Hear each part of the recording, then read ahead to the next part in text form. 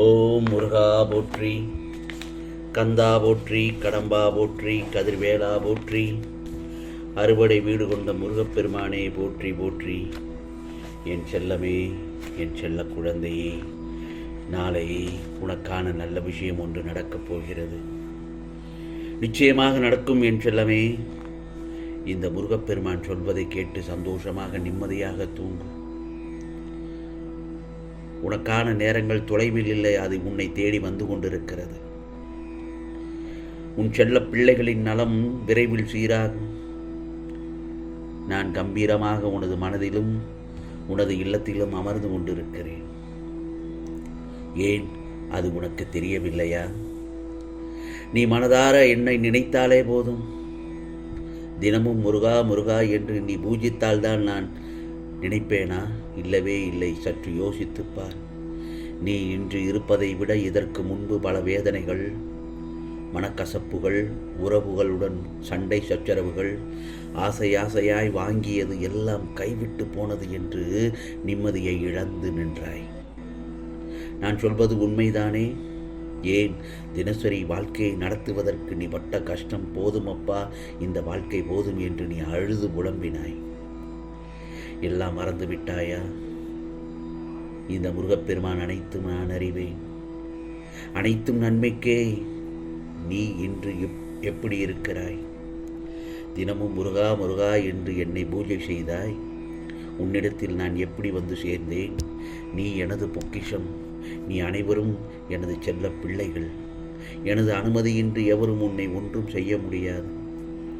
நிச்சயமாக இனி நீ நினைத்த வாழ்க்கை நாளை காலை பொழுதில் உனக்கு நிச்சயமாக கிடைக்கும்படி செய்வேன். ஏனென்றால் இந்த முருகப்பெருமானின் வாக்கு பொய்யாகாது. உறவுகள் உன்னை பாராட்டும். பிள்ளைகள் உனக்கு பெருமை சேர்ப்பார்கள். பொறுமையாக மட்டும் இரு. நான் என் அதிசயத்தை நிகழ்த்தி காட்டுவேன். நாளைய பொழுது அனைத்தையும் ஜெயமாக்குவேன். நான் இருக்கும்போது நீ பயப்படக்கூடாது, கலங்கக்கூடாது என் செல்லமே. இந்த பிரபஞ்சத்தில் கவலையற்ற வாழ்வை நான் யாருக்குமே கொடுப்பதில்லை. ஆனால் அந்த கவலைகளை கடந்து செல்லும் மனதை நான் நிச்சயமாக எல்லோருக்கும் தருவேன். அந்த தைரியத்தை கொடுப்பேன். நம்மால் செய்ய இயன்றதை செய்யும்படி தூண்ட நம் நலம் விரும்பிகள் இல்லாததே நம் வாழ்வில் முன்னேற்றம் தடைபட காரணமாக இருக்கிறது. மனம் அழுத்தம் வராமல் தடுக்க வேண்டும். மன அழுத்தம் வராமல் நீ உன்னுடைய பிரச்சனைகளை சந்திக்க வேண்டும், தடுக்க வேண்டும். பிரச்சனை வரும்போது அதையே நினைத்து கவலைப்படாமல் மனதை திசை திருப்பி விட பழகிக்கொள். வாழ்க்கையில் முன்னேற குன்றாத உழைப்பு, குறையாத முயற்சி, வெற்றி பெறுவோம் என்ற தன்னம்பிக்கை இம்மூன்றும் இருந்தால் மட்டும் போதும். வாழ்க்கையில் நீ நினைத்ததை சாதித்து விடலாம் என் செல்லமே.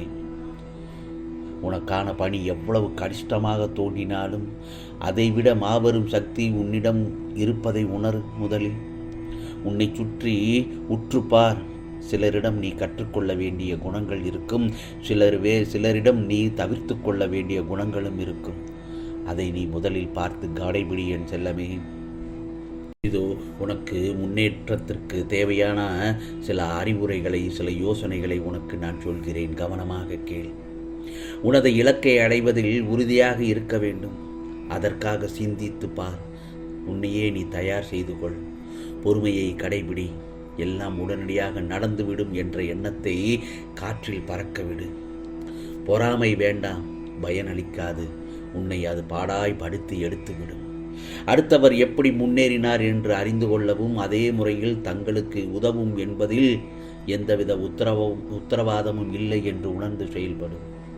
ஆம் செல்லமே, வெற்றி படிகளில் தடங்கல்கள் எதிர்கொள்ளாமல், சந்திக்காமல் வேகமாக சென்று கொண்டு இருந்தால் எங்கோ விவகாரமோ அல்லது விபரீதமோ நடந்துள்ளது என்பதற்கான அறிகுறி என்று உணர்ந்து சிந்தித்து அடுத்த கட்டத்திற்கு நகரவும்.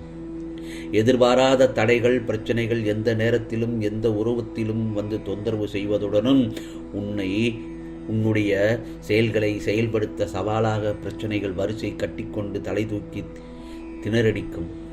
இதுதான் நடைமுறை வாழ்க்கையில்.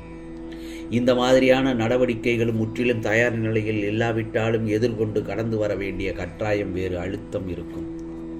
ஆகவே உனக்கு எதிராக எத்தனை பேர் செயல்படுகிறார்கள் என்பதை பற்றி பொருட்படுத்த வேண்டாம்.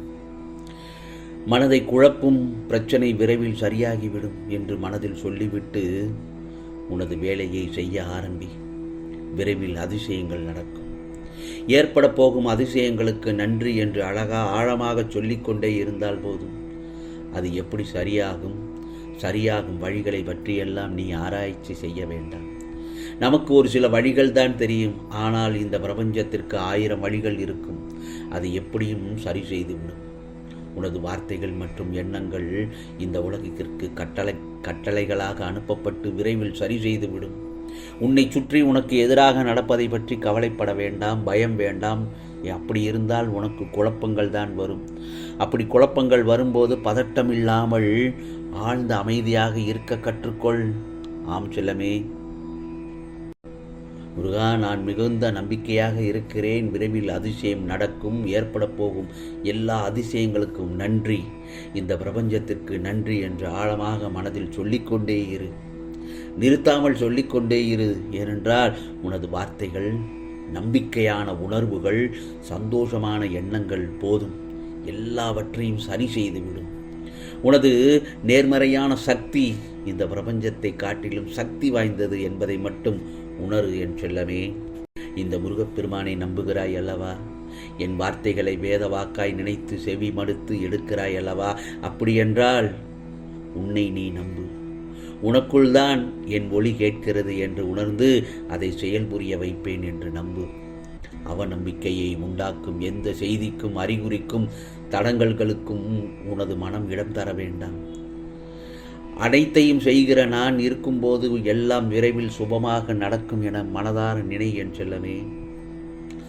நான் அனைத்தையும் உனக்காக விரைவில் மாற்றுவேன், ஏமாற்றுவேன் என நினைக்காதே.